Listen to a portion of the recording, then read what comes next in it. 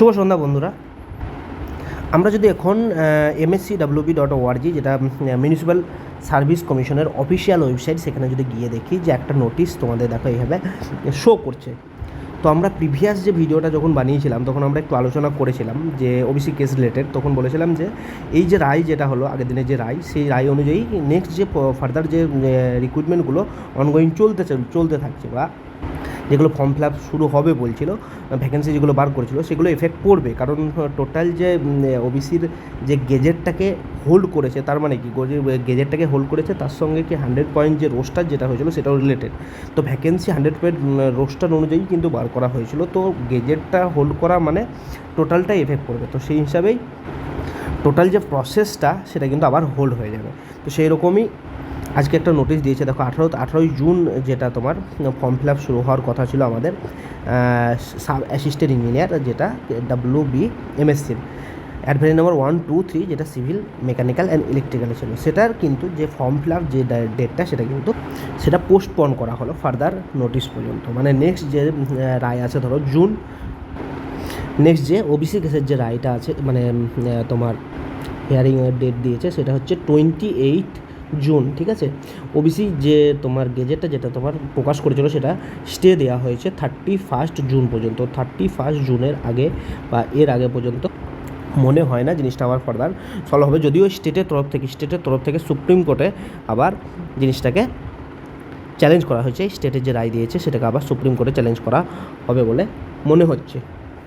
তবুও লামসাম ধরে রাখতে পারো যে জুন 28-এর আগে মনে হয় না জিনিসটা সলভ হবে। এটা গেল ফার্স্ট পয়েন্ট। সেকেন্ড পয়েন্ট কি, নেক্সট যে ভ্যাকেন্সিগুলো ফার্দার আসতে চলেছিল সেই ভ্যাকেন্সিগুলোও কিন্তু হোল্ড হয়ে গেল। জিনিসটা সব জিনিসই কিন্তু হোল্ড হয়ে গেল টিল ওই ফার্দার অর্ডার, ঠিক আছে।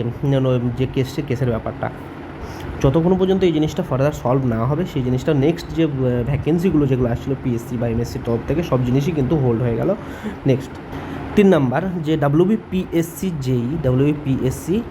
যেই যে অনগোয়িং যে রিক্রুটমেন্টটা চলছে সেটার কোনো এফেক্ট পড়বে কেন। আমি বারবার বলেছি অনগোয়িং যে রিক্রুটমেন্ট যেটা চলছে সেটার সঙ্গে এটার কোনো সম্পর্ক নেই।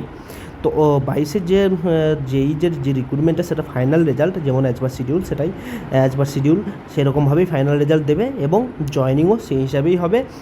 তোমার মেডিকেল আদার্স যে পিভিআরটি সব ডিপার্টমেন্টের সেই জিনিসগুলো যেভাবে হয় প্রসেস আমি আলোচনা করেছি কীভাবে প্রসেস সেইভাবেই হবে। এটার সঙ্গে এই কোর্টের রায়ের কোনো সম্পর্ক নেই।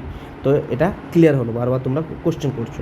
ফোর্থ হচ্ছে যে জিনিসটা কীভাবে সলভ হবে। দেখো জুন 28-এ যে তোমার নেক্সট ডেট দিয়েছে হিয়ারিংয়ে, সেটার মধ্যে যদি গভর্নমেন্টের তরফ থেকে বা BCWDর ডিপার্টমেন্টকে যেটা বলা হয়েছিল যে সার্ভেটা ঠিকমতো করতে, যেটা সার্ভে যতটা করেছে, যতটা নাম্বার অফ সার্ভে করেছে সেটাতে কোর্ট স্যাটিসফাইড নয়।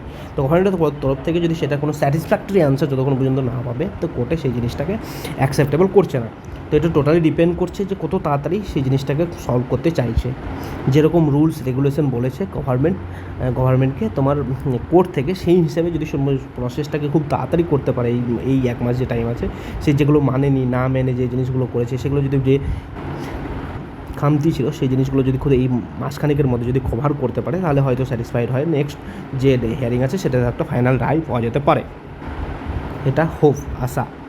নেক্সট যেটা হচ্ছে যে ভ্যাকেন্সি দেখে সবাই প্রিপারেশন যারা বুস্ট করেছিল, তো আমি তাদের বলবো প্রিপারেশন যাদের যেরকমভাবে চলছিল বা স্টার্ট করেছিল, অনেক দিন গ্যাপ হওয়ার পর একটা ভ্যাকেন্সি পাওয়ার পর সবাই তাদের প্রিপারেশন এগিয়ে নিয়ে যাচ্ছিলো। তো সেই জিনিসটা তোমরা ছেড়ো না।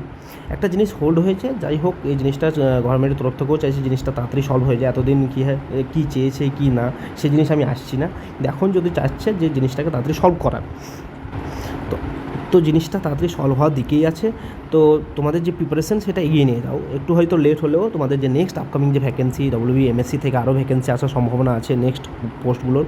WBPSCরও কিছু ভ্যাকেন্সি আবার আসবে তোমাদের টেকনিক্যাল। তো তোমাদের প্রিপারেশনটা সেটা কিন্তু এগিয়ে নিয়ে যাও, এটুকুই বলবো। দেখো চারিদিকে শুধু নেগেটিভ জিনিসটা আসছে এবার তোমাদের, তো সেখান থেকে পড়াশোনার যে কনসেন্ট্রেশন করা একটু চাপ আছে। তো তোমরা চেষ্টা করো যে তোমাদের প্রিপারেশনটা বুস্ট করে এগিয়ে নিয়ে যাও। চলো সবাই সুস্থ থাকো, ভালো থাকো, নিজের প্রিপারেশন এগিয়ে নিয়ে যাও। নেক্সট যদি কোনো কোশ্চেন থাকে অবশ্যই কমেন্ট সেকশনে জানাবে, লাইক করো, ভিডিও ভালো লাগলো।